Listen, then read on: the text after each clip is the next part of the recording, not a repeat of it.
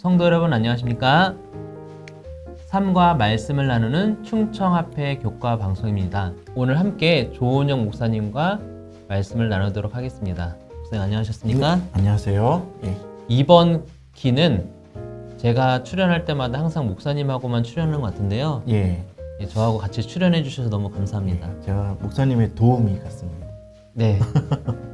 이제 박석호 목사님하고 이신웅 목사님하고는 가깝게 있긴 합니다만 시간대가 맞지 않아서 같이 못 찍고 이 먼 길에도 조은영 목사님과 이렇게 만나서 함께 방송을 할 수 있어서 참 기쁘고 감사합니다.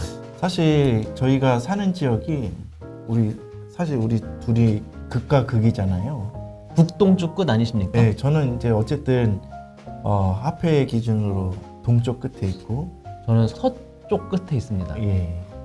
그래서 참 만나기 힘든 어떻게 보면 거리에 있는데 자주 만날 수 있어서 참 좋은 것 같습니다. 네, 그렇습니다. 예. 오늘은 8과 구약 예언의 성취입니다. 목사님 기억절 읽어주시겠어요? 내게는 요한의 증거보다 더 큰 증거가 있으니 아버지께서 내게 주사 이루게 하시는 역사 곧 내가 하는 그 역사가 아버지께서 나를 보내신 것을 나를 위하여 증언하는 것이요. 요한복음 5장 36절.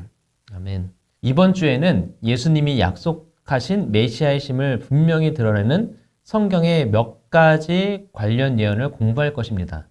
또한 이러한 예언이 어떻게 정확하게 실현되었는지에 대한 구체적인 세부사항을 살펴봅니다. 예를 들어 예수님이 당나귀를 타고 예루살렘에 어떻게 들어올 것인지에 대한 예언 성취를 살펴보고 우리는 또한 그를 배신할 제자의 예언도 살펴볼 것입니다. 또한 일부 지도자들은 그를 거부하기로 결정했지만 또 다른 지도자들은 그를 믿기로 결정한 이유도 연구할 것입니다. 이 과정에서 우리는 한 질문을 생각해야 합니다. 목요일 소지의 제목인데요.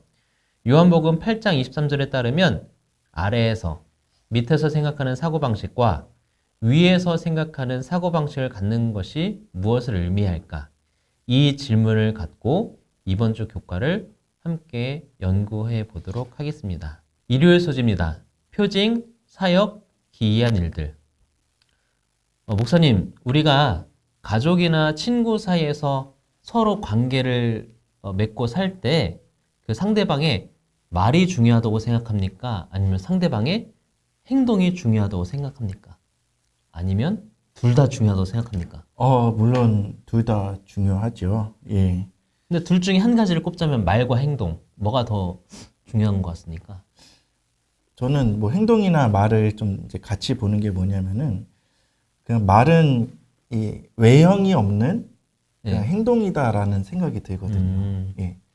근데 더 중요한 것은 사실 우리 말인 것 같아요. 말인 것 같습니까? 예. 행동은 저희가 좀 뭐랄까요?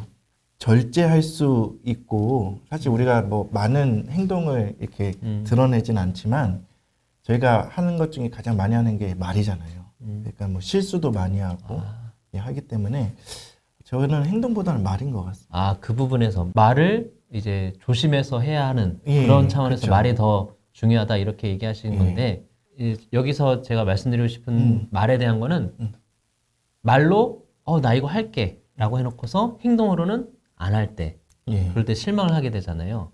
말뿐이고 행동은 안 하고. 근데 결국엔 그것도 말이 우선순위가 되는 거잖아요. 예. 말을 안 했으면 되는데. 말을 안 했으면 말 실수를 한 거군요. 이 두 가지의 관점에서 이제 특별히 부부 사이에서 저희 교과를 많이 시청하시는 연령대 분들, 다시 말해 저와 목사님의 어머니 아버지 세대의 부부 사이에서는 어떤 말보다는 행동을 많이 하셨을 것 같아요. 다시 그렇죠. 말해 사랑한다는 말은 잘 하지도 못하고 잘 듣지도 못하고 부끄러워서 말은 못 하시지만 행동으로 사랑했기 때문에 계속 같이 살고 이런 것들을 참 많이 보여주셨을 텐데 그렇다 보니까 오히려 사랑하는 말을 듣고 싶어 하실 겁니다. 근데 또 부끄럽기도 하고요. 근데 또 저희 또래와 또 더 젊은 분들 보면 사랑한다는 말을 참 잘해요. 저는 아닌 것 같습니다. 예. 저는 그냥 행동으로 좀 많이 하지. 아버지 세대와 가까우시군요. 저 약간 예, 꼰대. 예, 중년에서 장년으로 넘어간 예. 이 기로에 있으시다 보니까 예. 예전에는 많이 그래도 하시지 않았을까요? 그러니까 이 사랑한다는 표현도 이 글로 어떻게 보면 하지 이렇게 입으로 하는 거는 사실은 좀 제 자신이 좀 쑥스러움이 있었던 것 같아요. 저도 조금 그렇긴 합니다만 예. 결혼한 지 얼마 안 됐을 때는 사랑한다는 말 참 많이 했었는데 아이 낳고 서로 육아에 힘들면서 그런 말을 잘 못하는 것 같긴 합니다. 예. 아무튼 이 말이 중요한가 행동이 중요한가 이제 각자의 영역에서는 참 다를 텐데 어떤 아이에게는 그럴 것 같기도 해요. 우리 집이 부자가 아닌데 아버지가 항상 내가 이거 사줄게 라고 약속해놓고 그 약속을 못 지키는 걸 몇 번 반복하다 보면 이제 아버지가 또 이거 사줄게 라는 말을 했을 때 그 아이는 그 기대감이 말을 없는 거죠. 믿지를 않아요. 예. 왜냐하면 뭐가 없었기 때문에요. 행동이 없었기 때문에. 예수님께서 어떻게 하셨는가. 교과 일요일 소재에서는 말을 합니다. 여러 선지자들과 거짓 선지자들도 기적을 행했기 때문에 예수님이 기적을 행한다는 것 자체는 어떤 메시아라는 증거가 되지는 못한다고 말을 합니다. 그러나 요한이 기록한 예수님이 하신 일, 그분이 참으로 메시아이시고 하나님께로부터 오신 것을 보여주는 독특한 특징을 말하는데요. 요한복음 5장 17절입니다. 예수께서 그들에게 이르시되 내 아버지께서 이제까지 일하시니 나도 일한다 하시매. 요한은 예수님께서 하시는 일을 보고 그분이 하나님의 아들이시고 메시아심을 믿어라 이런 메시지를 주고 있는 것이죠. 예. 그럼에도 예수님을 믿지 않는 종교 지도자들은 당신이 메시아라면 분명히 말을 좀 해달라고 합니다. 그런데 예수님께서 이렇게 대답하시죠. 이미 너네들한테 다 말했는데 너네들이 믿지 않았네? 근데 이제는 내가 내 아버지의 이름으로 행하는 그 일들이 나를 증거한다. 다시 말해 말이 증거가 아니라 행동이 증거다. 이렇게 알려주고 계시죠. 그래서 오늘날 우리가 우리에게 말씀해 주시는 하나님의 음성만 듣는 것이 아니라 지금도 하나님의 행하심을 발견하는 우리 모두가 되면 좋겠습니다. 월요일 소지입니다. 성경의 권위 있는 역할. 요한복음 5장 39절입니다. 너희가 성경에서 영생을 얻는 줄 생각하고 성경을 연구하거니와 이 성경이 곧 내게 대하여 증언하는 것이니라. 예, 목사님, 그냥 이 말씀을 아무 생각 없이 듣다 보면 성경 하면 뭐가 떠오르시나요? 성경에 예수님의 이야기 있나요, 없나요? 예수님의 이야기가 있죠. 네. 예. 우리는 당연히 성경에는 예수님 증거하는 거지라고 받아들입니다. 그렇게 받아들이는 우리의 생각에는 뭐가 있냐면요. 지금 우리가 공부하는 요한복음도 뭐다? 예수님에 관한 이야기. 성경이다. 예. 생각하고 있는 거죠. 근데 이 요한복음 5장 39절에서는 요한복음이 써진 상태가 아니라 신약 성경에 단 한 글자도 써지지 않은 상태예요. 예. 여기서는 성경을 뭘 말하고 있는 걸까요? 뭐 구약 성경 이전에 쓰여진 이제 구약 성경을 이야기하는 거겠죠. 네. 예. 아무 생각 없이 우리가 이 말씀을 들으면 우리가 오늘날 가지고 있는 그 성경을 생각하겠지만 여기서는 오직 구약 성경을 말합니다. 왜냐하면 그때 당시에는 아직 이 신약 성경이 써지지 않았기 때문에 그렇겠죠. 예. 우리가 성경을 보면서 예수님을 본다라고 할 때는 항상 신약 성경을 생각하기 쉬운데 예수님께서 친히 말씀하십니다. 이 성경, 구약 성경이 곧 누구에 대해서 증언하는 거다? 예수님에 대해서 관해서 증언하는 해줍니다. 거다. 예.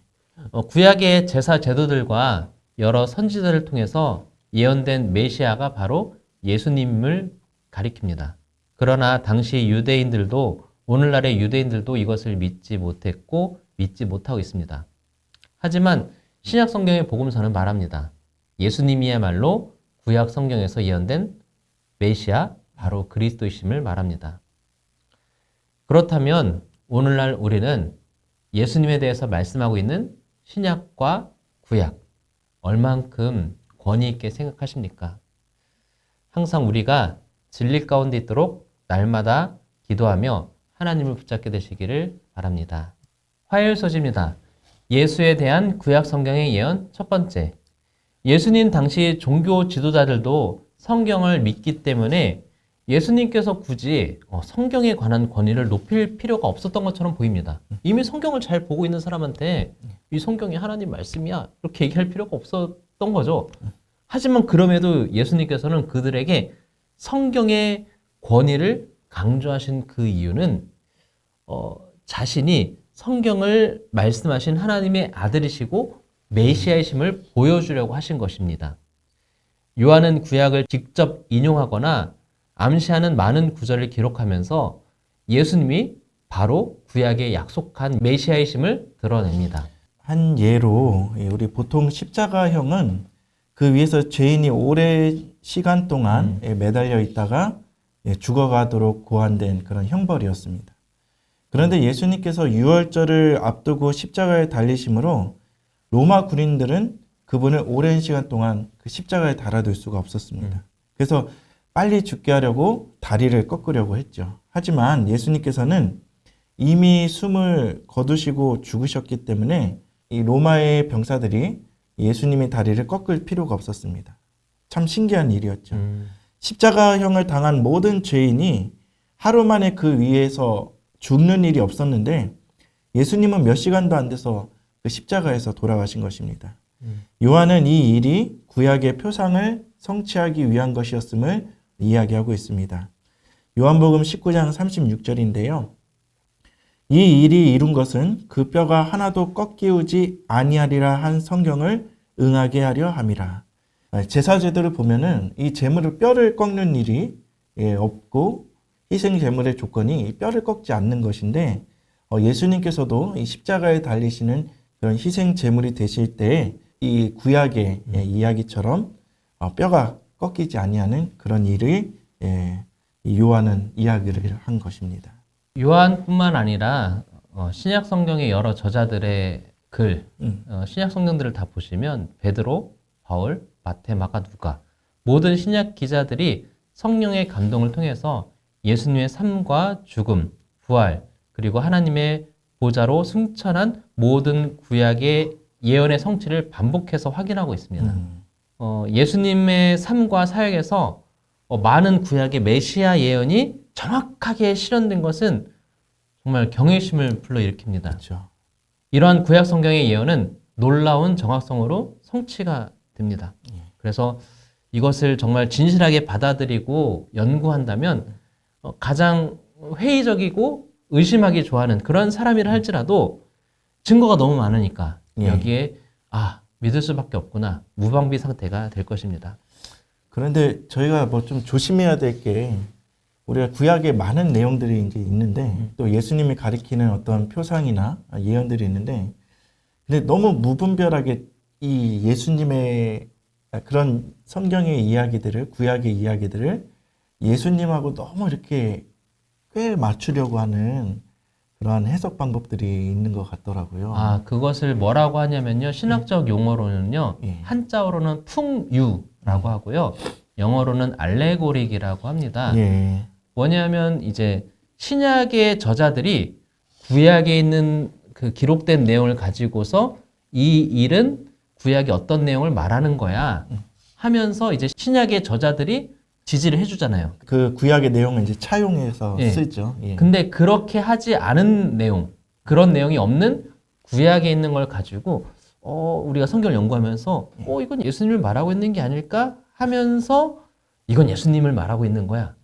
근데 그게 맞을 수도 있고 틀릴 수도 있어요. 왜냐하면 신약 성경의 저자들의 어떤 지지가 없는데 그거를 그냥 목회자가 설교를 연구하다 보면 그런 유혹과 재미에 빠질 때가 있긴 있습니다.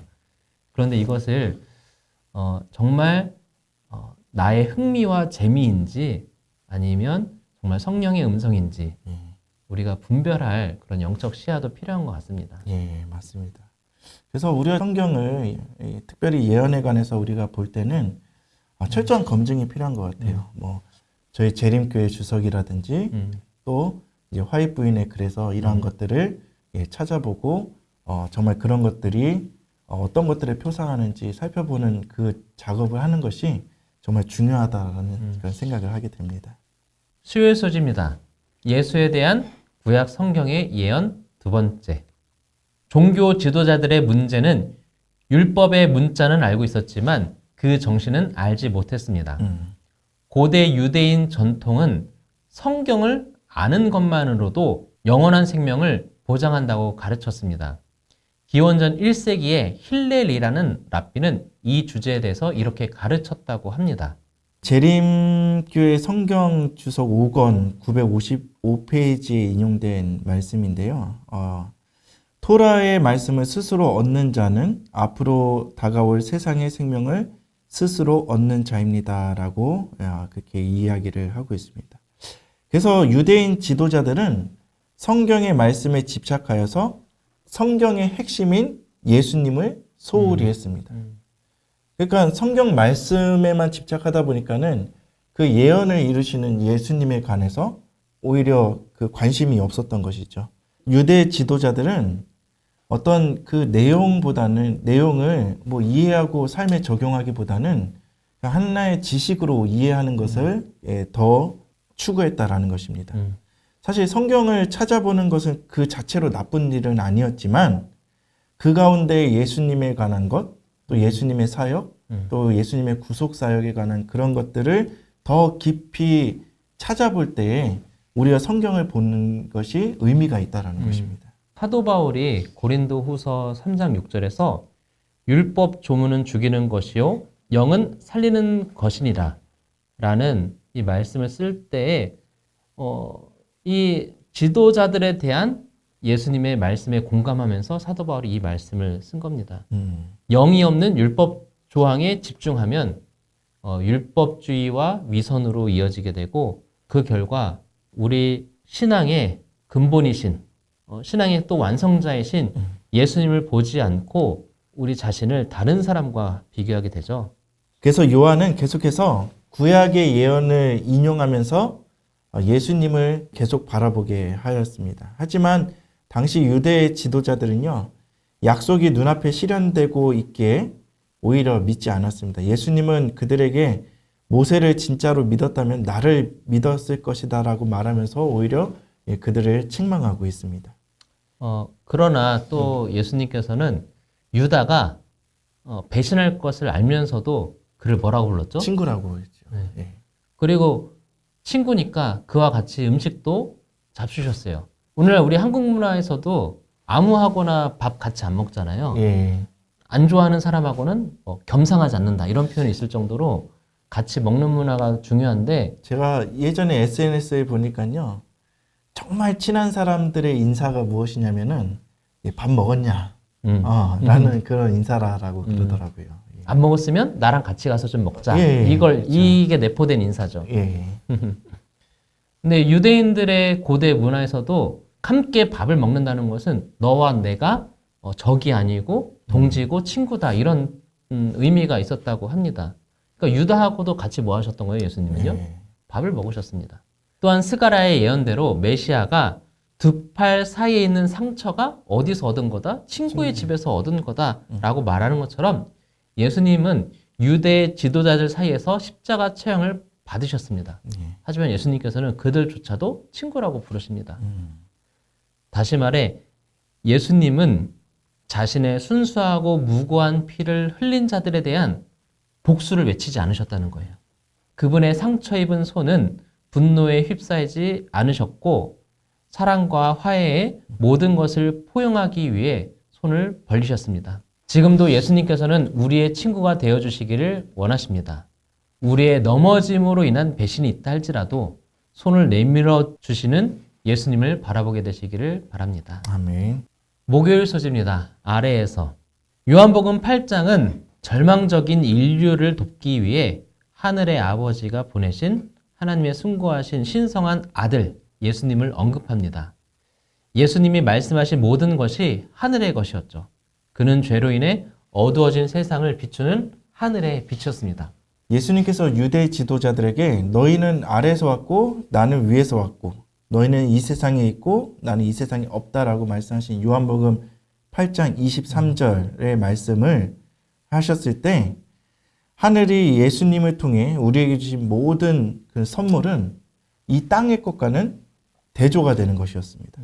그래서 아래에서는 지도자들이 세상적인 마음을 가지고 있었기 때문에 하늘의 마음을 가진다는 것이 불가능하다라는 것을 예수님께서는 유대 지도자들에게 알려주신 것입니다. 그들은 자신들의 전통에 집착하고 자신들만의 아주 편협한 사상을 가지고 자기 중심적인 철학에 눈이 멀어서 천국과 예수님의 삶을 거절함으로써 이 세상과 또 결국엔 죽음을 선택할 수밖에 없었다라는 것입니다. 그럼에도 불구하고 요한은 요한복음 8장 30절에서 많은 사람들이 그분 예수님을 믿었다라고 말합니다. 예. 이 말씀은 절망적으로 보이고 많은 사람들이 믿음이 없는 상황에서 우리에게 큰 교훈을 줍니다. 다시 말해 빛은 어둠의 시간에서도 어둠이 정말 많은 것 같은 데에서도 지지 않습니다. 예수님은 사람들의 인정과 거부에 관계없이 진리를 말씀하셨습니다. 실망스러운 상황에도 불구하고 우리도 그렇게 해야 함을 믿습니다. 종교 지도자들은 진리를 무시하고 의도적으로 눈을 감고 하늘에서 보낸 빛을 보지 못하도록 자신의 마음을 믿었습니다. 그들이 예수님께 마음을 열었다면 예수님을 믿었을 것입니다. 하지만 그렇게 예수님을 믿는 행동은 그들의 기존에 가지고 있던 생각과 사상, 선입견을 위협했을 것입니다. 하지만 예수님께서 말씀하신 대로 진리를 알게 되리라. 진리가 너희를 자유롭게 하리라 하는 그 말씀처럼 우리가 항상 진리의 마음과 생각을 열 수 있기를 간절히 바랍니다. 아멘. 금요일 소식입니다. 더 깊은 연구를 위해 하나님은 진리를 사람들에게 숨기지 않으신다. 사람들이 자기가 하고 싶은 대로 행하기 때문에 그 진리가 저희에게 분명하지 않게 된 것뿐이다. 그리스도는 당신이 메시아가 되신다는 증거를 넉넉하게 주셨고 그분의 교훈은 그들의 생애에 단호한 변화를 요구했다. 그들은 만일 그리스도를 받아들인다면 그들이 소중히 간직했던 처세법과 유전과 이기적이고 경건치 못한 습성을 버려야 한다는 것을 알았다.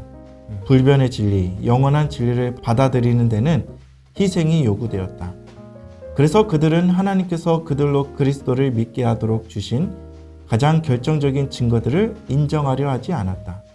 그들은 구약을 믿는다고 공언했지만 구약에 나타난 그리스도의 생애와 품성에 대한 증거들은 받아들이지 아니하였다. 그들이 그리스도를 믿게 되면 반드시 회개해야 하고 그들이 가진 기존의 가치 체계도 버리도록 요구될 것을 알고 그렇게 하기를 두려워하였다. 우리 모든 성도님들은 예수님 당시 유대 지도자들처럼 하나님의 진리를 거부하는 일이 없기를 바랍니다. 아멘. 반드시 성경의 증거를 살피고 믿고 받아들이며 날마다 예수님과 동행하시기를 기도합니다. 아멘. 묵상하심으로 오늘 교과를 마치겠습니다.